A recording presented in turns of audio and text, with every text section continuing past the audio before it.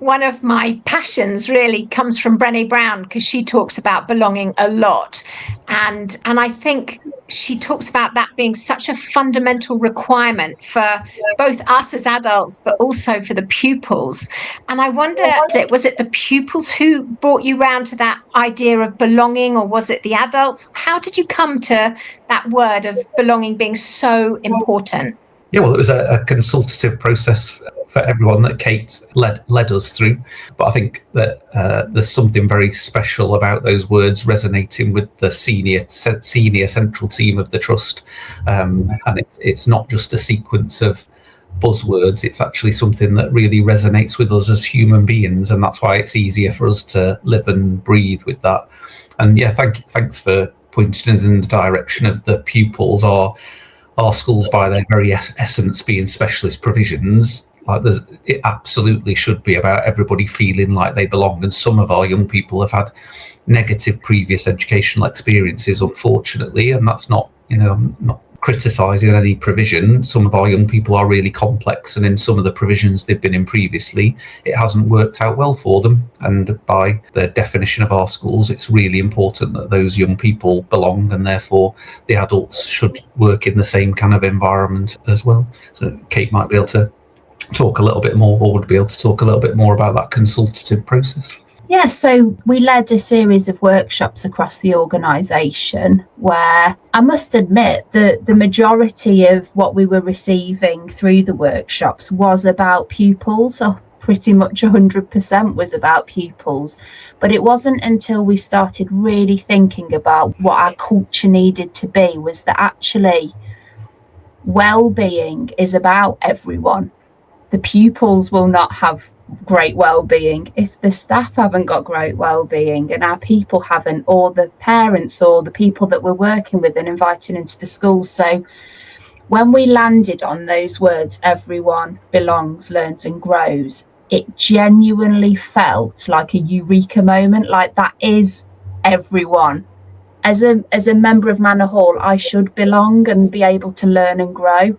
So should a pupil at any one of our schools. So should a parent. And I think it was just a bit of a light bulb moment. And then it kind of rapidly grew legs and just became the words on everyone's lips very, very quickly. And I think it's just given everyone within our organisation a real anchor into what Manor Hall is all about. Yeah, I love that. And I'd love Kelly to share something she was saying before we came on air, because there's something about Manor Hall where, schools can be very chaotic, reactive, exhausting places. But actually, Kelly gave a story of the celebratory nature and the sort of love of being there and the fun that gave it another side to what you're doing as well, that I think enhances that sense of belonging for people, and the fact that people are seen as humans. Do you want to just tell us about that, Kelly? Oh, so I think this is partly how this conversation today came about. So Kate and I were delivering a session on staff wellbeing, and it was a cocktail session, and we were making a cocktail called the Happy Employee. And we were talking about the different elements of the ingredients could be valuing everybody's role and treating them with respect, or it could be, one ingredient could be giving autonomy over work. So we kind of came up with the idea at the last minute that we put cocktail music on. So as the people were coming into the session, CEOs, CFOs, we had like the Coca-Cabana playing, and everybody had to do a little dance as they were coming in. And actually, they weren't forced. They all actually enjoyed it. And I remember you, Kate, saying how the day was so professional and official, and it was actually people's faces, they just melted as they walked into the room, and they felt like it was a safe space to open up and to talk. And I think that also resonates at the central team as well. When schools come to visit us, the first thing we do is we make them a cup of tea. We offer them something to eat. We all kind of huddle around them, a bit like when you go home to visit family after moving out.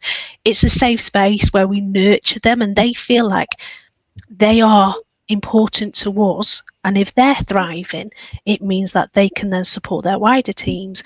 to thrive, who in turn support the pupils.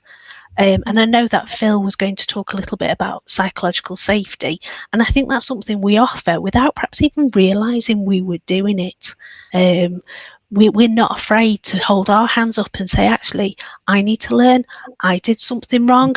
Can we learn together? Does anybody know? Can you offer me advice? So it feels like we are that team, that supportive collaboration. But yeah, I think Phil's probably better than me at talking about psychological safety. So I shall pass the baton. Go, Phil. Well, I suppose the comment I'd make about creating that culture is I think you need to be really deliberate about doing that. So I don't think it happens by magic. I think you need to expose people's teams' anxieties about speaking their truth or feeling defensive about work or maybe being worried about being criticised. So I think you need to expose that and talk about it, and getting to know people is the precursor for that, and creating frameworks to get to know people. So some people are naturally affable and will share a lot, and some people won't. And for those people who won't, you need to create those structures to do that. So that might be through agendaed meetings, it might be by deliberately finding time with those people, but it's important to understand them and then expose where their vulnerabilities might lie, and talking about how you can support people to do that, and deliberately inviting feedback up the perceived accountability chain to make sure that you listen. And then I would say being really consistent in your response with people. So where you're inviting people to give you feedback, if there's stuff that you don't like, particularly as a leader, it's about being really consistent in your responses to that and offering thanks for the feedback and being really truthful in your truth, not skirting around issues and talking about the reasons you might have made decisions, or trying to help people to understand that. So yeah, I think it's all right to say the word psychological safety, but you actually have to do something about it in order to make that happen. Yeah, and I love you mentioned something there, which is people need, you didn't put it in quite these words, but people need to be seen and they need to be heard. And actually, I think we can't be the best version of ourselves if we're not seen, heard and valued. And you clearly put quite a high value on just seeing people at the start and then working from that and understanding people and knowing people. Yeah, having been a busy head teacher at one point in my career, I'm not blind to the fact that schools are incredibly busy organisations. But I think what I suppose my own personal journey would be, you need to be deliberate about making that time to hang out with people, and that's leadership just as much as creating a policy or holding somebody to account through a line management meeting or whatever. Just hanging out and listening and being is really important, and it gives you loads of insight alongside a bucket load of data that we've got across schools. So whether that be particular pupil progress in an area, or staff absence rates, or health and safety data, or whatever, all those things are really important, but only combined with the kind of authentic listening of the people on the ground.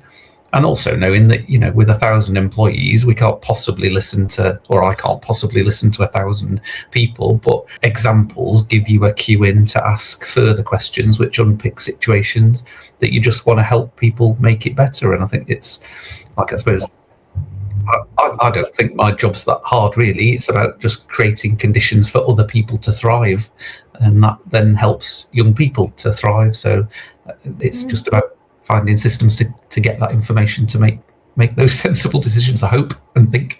Yeah, no, I love that. And actually, there was a piece of research recently saying that where the teachers are doing better, the students can achieve up to 20% better. I mean, it's so obvious, isn't it? But they number crunched it and found the proof of it.